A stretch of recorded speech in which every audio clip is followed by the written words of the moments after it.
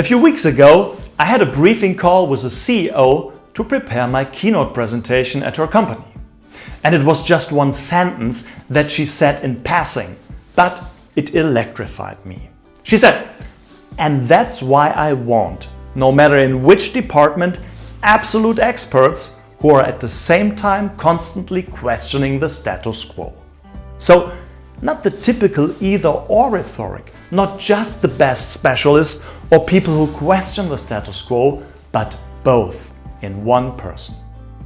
American jazz pianist and management professor Frank Barrett coined a term to describe this attitude. He calls it provocative competence. Provocative competence means being competent, thorough, business-minded, accountable, and at the same time being provocative, challenging, questioning, surprising, and creative. The future needs activists who generate the dissonance required to break up routines and outdated thought patterns. And this is exactly why I love the term provocative competence. Provocative competence means two things. First, it is not enough to just be competent.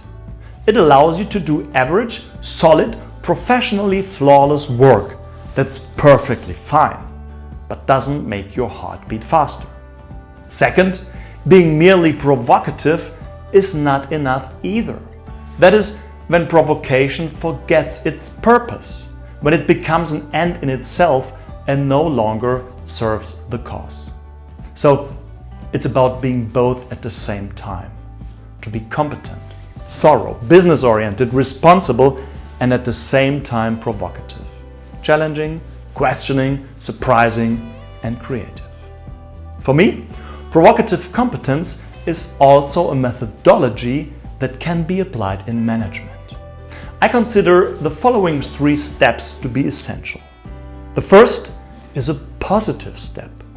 It is a leadership task to encourage people to step out of their comfort zone and to do something they might not otherwise do.